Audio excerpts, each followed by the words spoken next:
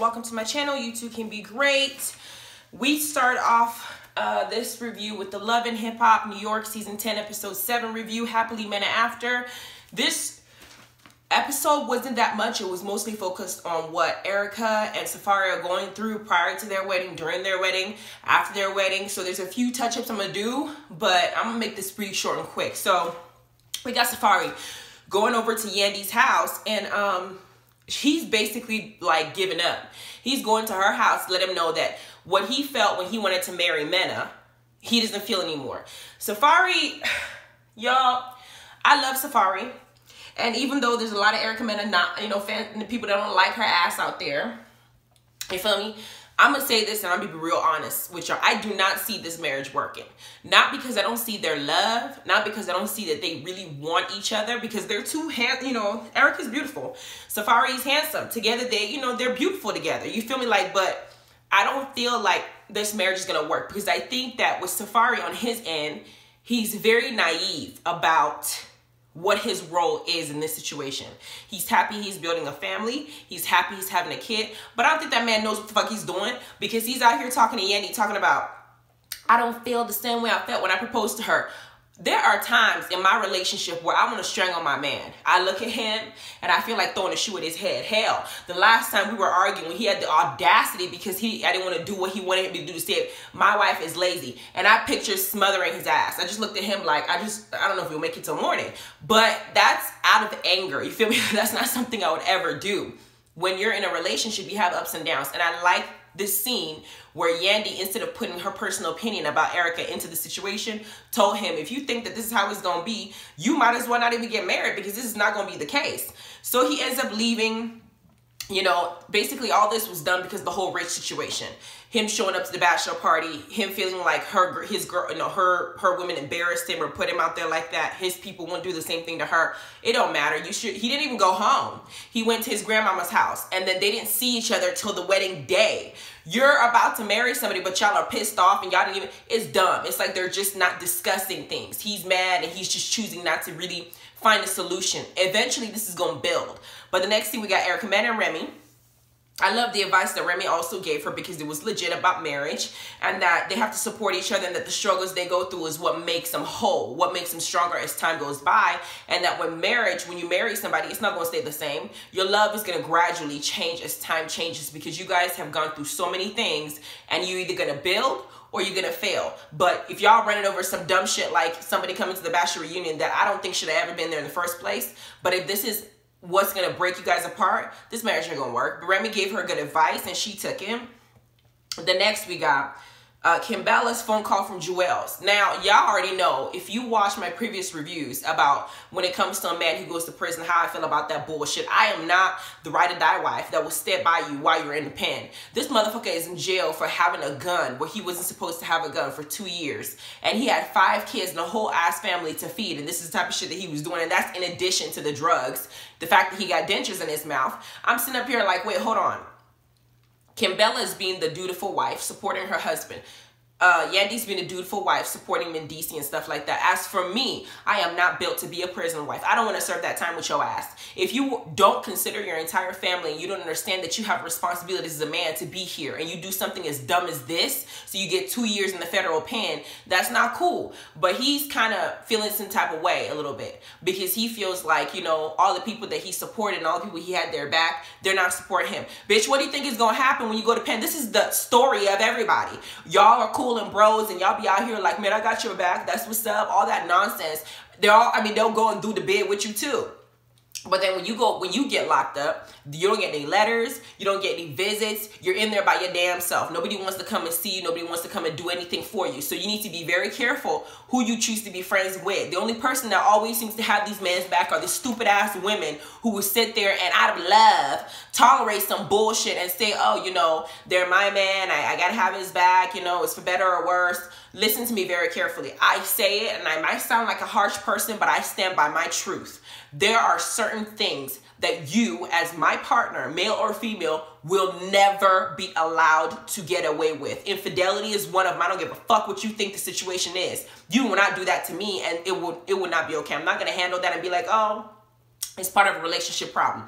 Number 2, I will not tolerate an infidelity in addition to a child. That is not something that I feel like I need to just be like, oh, mistakes happen, let me just go ahead and, I'll forgive and forget. This is what it's all about. No, I have parameters that I have set. If I am not going to do that to you, I expect you not to do that to me. Number 3, do not find your ass in prison or in jail talking about you have to love me and support me. It has to be a situation that was through no fault of your own, like something that you weren't even in the place, you weren't even there, you just got mixed up, your face looked like somebody else. And so for me to be doing all that, you have to not even have been in that scene. Like, it has to be one of those cases where they made a big ass mistake and chose your ass before I stand by you. But if you telling me that your ass walked into somewhere with a fucking gun, knowing that you had a damn gun, going through, was it motherfucking security he was going through, and your ass got stuck and got caught, and you were here thinking I'm gonna do this bid with you? No, ma'am. Not if I have 5 kids. I'm busy taking care of them. If you want to see me, you want to talk to me, get your ass out and join the family like you're supposed to in person.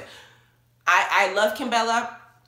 I love that she's supportive of him. I love that she does what she's supposed to do, because ultimately, when you're married, you have to stand by your relationship. And if you're going to be married, if you're going to choose to stay married, you have to be supportive for better or worse. So I get her standpoint, and I get her reasoning behind her behavior towards Joel's, because she is still married to him and she still has to be his wife and she has to be supportive and be his helper and so on and so forth.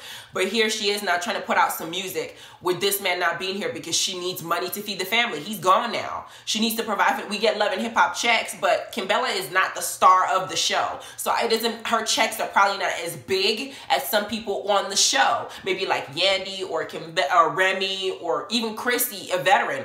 These people, Kimbella doesn't hit that level. She might be getting paid just like Jonathan's ass. It's the same pay rate. It's the same pay grade. So she has 5 kids. She's not about to sit up here and try to survive on that. So Joel's, what he did is very selfish. It did not consider his family. He did it because he thought he could get away with it. And now you're in here doing a big complaining that people ain't coming to see you. Fuck out of here. Deal with it. You put yourself there for just dumbass shit. So this is just the consequences to come with it. I feel no empathy for the situation. I feel bad for his kids. This is who I feel bad for. Now we got that situation. Safari goes to talk to his sister, or his sister comes to talk to him before the wedding, and she brings the rosary that Erica gave through her that has the uncle in it, basically letting Safari know, extend an olive. This is an olive branch from Erica saying, I'm still thinking about you. This is important to you, because Safari really loved his uncle. They're both crying. It's something that's sentimental. Erica looks beautiful in her wedding dress. Before the wedding, you got Safari and Erica meeting up outside, and Safari also gave her something. I think it was from her father, to basically say that, you know what, both these spirits are going to be in our marriage, watching over us, because these are 2 people that are very important to us.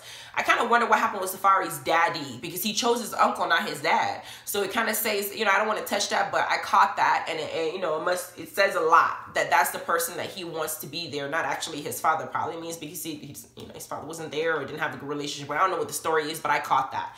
Then we got Christy and Jim Jones, the fiance they're going to be for eternity fiancés that will never, ever, ever walk down that aisle. They're going to carry that fiance title to the day they die. Even on their fiance certificate, they're going to use that to tell people they're in a relationship. I don't know why this man doesn't marry her, or at least make him, what's the term? Instead of living in sin, there's a term you have where it says, you're supposed to do right by her, by marrying her, especially when you've been with her this long. And that's something that she wanted. She's in this house that y'all purchased after the one foreclosed. She's sitting here saying how much, she missed you and how much you were going to see her in Miami. And now that you're here and, you're not seeing her as often, he's blowed. Like, he just hotboxed the motherfucking house, chilling, talking about how he's now investing in weed, and basically nagging her, saying that she's wearing a garbage bag as a freaking pajamas and she needs to take it off because he wants to see some lace. He wants to see he wants to see that ass. Jim Jones handles all that body and he wants to see it all. And she's like, well, I was upstairs, I smelled weed, so I came down here. They have a very playful type friendly relationship. It's good that they still can communicate with each other this way because it's been so long, I hope that Mama D and her are getting along, not Mama D, Mama Jones and her are getting along better, because even though she's a psychotic bitch, all that stuff, but I hope they're getting along better. But this scene kind of gave me a little bit of perspective as to how Christy and Jim Jones interact with each other, even when they're not, when they're on the outs and stuff like that. So I hope things work out between them, but I do think that man need to go out and marry her, because that's what she wants. And if she's wanting to stick with you this whole time, you need to give her that at least, because y'all don't have kids. Then we got the wedding. Tahiri standing outside, and Joe walks up to her. And Tahiri's kind of doing this, let me walk away. Tahiri in her finance, in that blue dress, and her titties all popped up and her curves. That woman is beautiful, okay? And Joe walked up to her to go and talk to her. And she's trying to push on out, talking about, don't do this because I don't want anybody to say anything that I'm with you, whatever the case is. But here come Yandy and Jonathan popping up. Jonathan pissed me the fuck off this particular scene because I'm going to cuss his ass out. Jonathan, you are a man. Who the fuck do you think you are? Sitting up there arguing with a woman. This pisses me off. Now, I'm okay with somebody being gay, straight, trans, lesbian, you know, bisexual, whatever it is that you claim. But that doesn't change who you are. When you're talking about a man, I don't like that, arguing with a woman. You can't use the fact that you're gay, that excuses what you're doing. You're still a man. Tahiri is still a woman. Why are you arguing with her? You got this hostile ass energy for her, but you don't have that same hostile ass energy for Joe, the person that you can actually square up with, because you can't hit her. Tahiri will fight somebody. She will be, I feel like Tahiri will whoop Jonathan's ass, but he walks up and he's already on 10. Like, he's already trying to act like he's sin. You are not sin. Here's the thing. They bring up this whole situation again where about Erica Mena trying to hook up Tahiri and Joe. And Jonathan is sitting here acting like doing the most with his fucking attitude, talking about, if it's my friend, I have to defend my friend at all times because it's messy. You know, you're doing what you're, it's dumb. It's really dumb. You're doing the most. Sin is the person that's supposed to fight her own battles. You can support your friend. You can give your friend advice on what to do. But you're saying all this shit and talking about how horrible it is and how messy it is, but you're at Erica Mena's wedding. Why? Why are you there if this is how you feel? He said, well, Yandy's allowed to have a plus one. She is allowed to have a plus one, but it didn't have to be you if this is really how you feel. You're now crashing a party for somebody that you don't even like or respect. You're going there for some free food and some free alcohol, which Jonathan pisses me off because I feel like, we know you don't have a motherfucking storyline, motherfucker. We know you don't. You're out here grasping at everybody's storyline. Hell, if you could jump in on fresher storyline, you would. You're trying to find some kind of relevancy to find yourself in multiple scenes, and you're now making this a storyline for you. But you got to hear fucked up because she's not about to sit up here and allow you to play her like that. Mind your business is what they said. Mind your business. Because Tahiri may flirt with Joe. Joe may flirt with Tahiri. If they choose to fuck, what the fuck are you gonna do? You're not gonna be in that room and fly on the wall telling them, stop, please. My friend Sid won't like this. Sid is Joe's ex as of currently.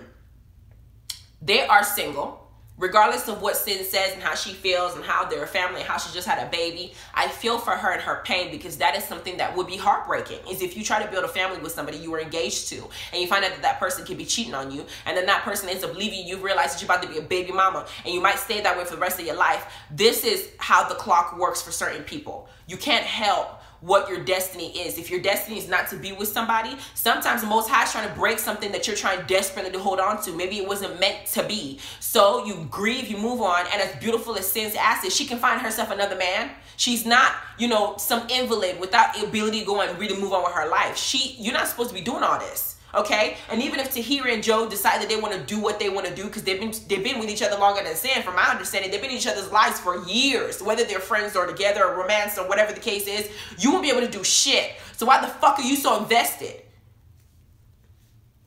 Jonathan pissed me off to the highest festivity. Now, I want to clarify in this video because somebody had the audacity in the last video to leave a comment telling me am I transphobic. Now, y'all need to go on with that bullshit. Don't come at me with some dumbass shit that I am allowed to say whatever I want to say to articulate my points. This has nothing to do with my or anybody's sexuality. When I do these reviews and I'm done doing this review, I don't think about these people in my daily life. I don't care what they're doing in their daily life. I do my reviews based on what's happening in the show and I take my ass home and go on about my life and, you know, deal with my man and my relationship and my family. So don't get up here and say some dumb ignorant ass shit like, are you trans? I don't give a fuck who or what you are. I don't care. That is not factor in how I choose to live my life or do anything about anything that has to do with my life or my personal interactions with people. I treat people the way that I want to be treated.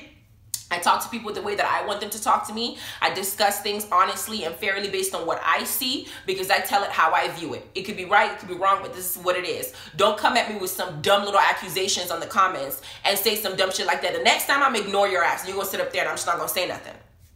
I mean that in the most, because I don't like those type of accusations. It's like you can't have an opinion with somebody making an assumption that's just off the no, this is my opinion. It has nothing to do with anything that's going on in Jonathan's personal life or anybody else's person. I don't care about their sexuality. Jonathan to me is a man. Gay or straight, he is still a man. And you are not allowed to go and start picking fights with females. The fuck are you doing? Because I noticed he does not have that same energy for Joe as he was having for Tahira. And he keeps it up. It always seems like he's fucking around arguing with some women. The last dude I saw him argue with was his boyfriend on the show who he thought played him. And that was an argument, but he didn't, you know, buck up, whatever. He yelled and screamed and all that stuff, but that was about it. Then he had that same energy for Rich when it came to Anais. It seemed, you know, Anais' situation, because he was defending his friend. He did all that, but they were across the stage. He gave his opinion, you know, and whatever. But him and Rich are cool now. But now you sit up there doing the same thing. Why not do it with Joe? Because Rich don't fight. You feel me? Like, why? Stop, please. It's strategic the way that he's choosing to handle the situation. It's very strategic, and I don't like it. Because I don't like how he's handling this entire season so far. It's been somebody's business. It's been his storyline. Find your own.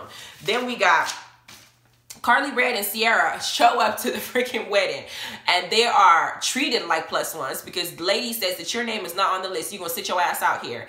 There was a clip that they showed. I don't know if y'all saw it later on when the reception was going on. Sierra and Carly, you know, maybe took the time to go and talk to Erica about them not being able to get into the wedding. Bitch, it's not about you. You're not gonna go up to somebody on their wedding day and ask them why you weren't able to get in because Erica said y'all came late.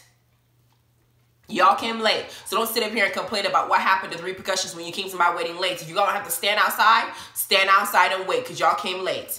But that's what happened. They were just outside looking like little lost puppies, bringing them alcohol. Sierra's going to sit up there, act like she's bougie. I don't drink this type of water. What was it? I forgot what kind of water. She's like, drink soda water. I was like, girl, bye.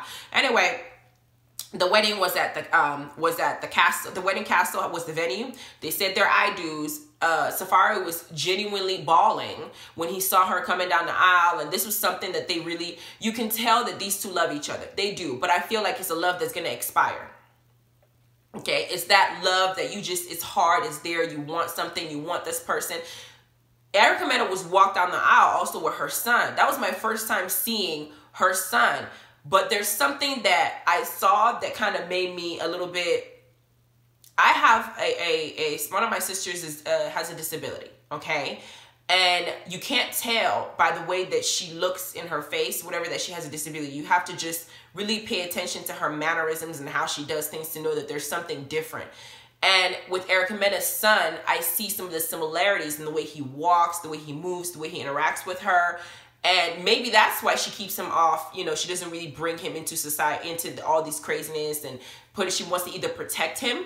But I don't know if that's true or not. But I'm reading that there's something, even if it's not a disability, there may be some awkwardness or something. But I couldn't tell what it is. He looked good in his suit. That was my first time seeing him. And that's what I observed. So I'd like to know more about him, but not in a negative way, and not to kind of like hurt, you know, talk about him or dog him out. He's still a kid, but you know, it was nice to see Erica Mena, and that's who she chose, which also tells me that I guess both fathers did not, you know, play a part in this wedding. And so it says a lot about how they played in their children's lives for them not to even be at their fucking wedding. But they had their vows. They said their vows. I noticed Anita Butterfly was part of the bridesmaid party, so that was cool. I guess she still retained her friendship with Erica Mena because she was there. Then you got Kimbella, Chrissy, and Juju meeting up. Kimbella says that they're about to put out Jewels' album with the help of Jewels' brother, and that Jim's got to be on it. You know, the Dipset crew got to go ahead and get into it because Wayne is also on the album. They Kimbella let him know that Jewels is wondering about his boys and how come he hadn't heard nothing from them. Chrissy says, you know, now they're cool. She was going to bring out this hush money and give it to Kimbella. That way, Kimbella can go ahead and forget the fact that she didn't put her hands on her and she socked her face. This is money of an apology, basically saying that this money is from Jim and that Jim is contributing, instead of writing a letter, he's contributing financially to helping Jewels and the family while he's locked up for 2 years. Not necessarily saying out loud that they need the money, but clearly Jim knows that Jewels is the breadwinner in the family and Kimbella was just there to reproduce. So he knows that when he's not there, money's not coming into the household. You know, I mean, he's getting money from some sources, but not really as much. So Jim is well aware of this because I'm sure Jewels have let him know that I'm the person that provides for my family. If I'm gone, this is what the case is. So he fronted up her some money to help her out while he's gone. And I felt like that was very thoughtful. of him. That was very thoughtful for him to do, and that was very thoughtful for Christy to provide that money, even though I'm looking at it like, I cannot overlook the fact that she socked this girl in the face and this girl and her are kikiing. I can't overlook the fact that this is what's happening, because it is not, I'm not that good of, I'm not the better person. I'm not above that. Okay, if you hit me, this is how it's gonna be. We would never interact, you know, because Lord help me, if I end up in jail for fighting your ass back, we're gonna have a problem, because it's just not gonna go well. It's not going to go well. This will never be a forgiven thing. We and I will go to the grave. We'll be enemies for the rest of our lives. And I will look at you as a demon that you are. It's just never going to be a case where we're going to be kikiing. You're going to be giving me anything. I trust nothing that comes from you. Your spirit to me is corrupted, and it will never be anywhere around me. That's just me. Hey, but Bala and Christy, I'm glad they're getting along.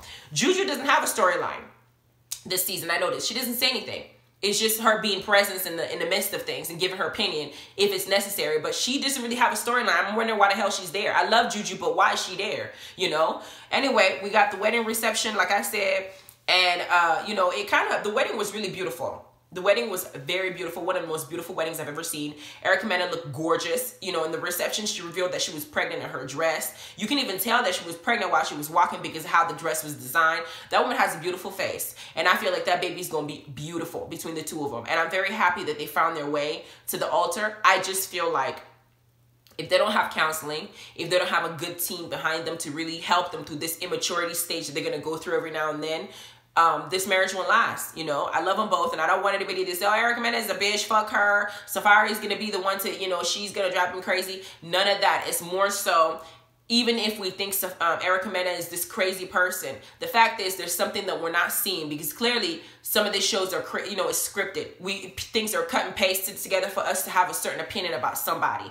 And who knows, maybe they wanted us to have this negative opinion about Mena this whole time. Anyway, so for them to have found each other, for Safari to have chosen her to stay married to her, she may be a good homemaker. You know, he just needs to learn how to protect her better and not do some dumb shit. But anyway, that was the review for this. Go ahead and check out my Real Housewives. I did a little late, but I feel like it still needs to be talked about because I had some shit I need to say and people I need to, you know, talk about. I also did the Love and Hip Hop Miami review. Watch it while you're driving to work. Watch it while you're, you know, cleaning. Watch it while you're bored. Listen to it, hear it out, keep up. And you guys have a wonderful day. Bye.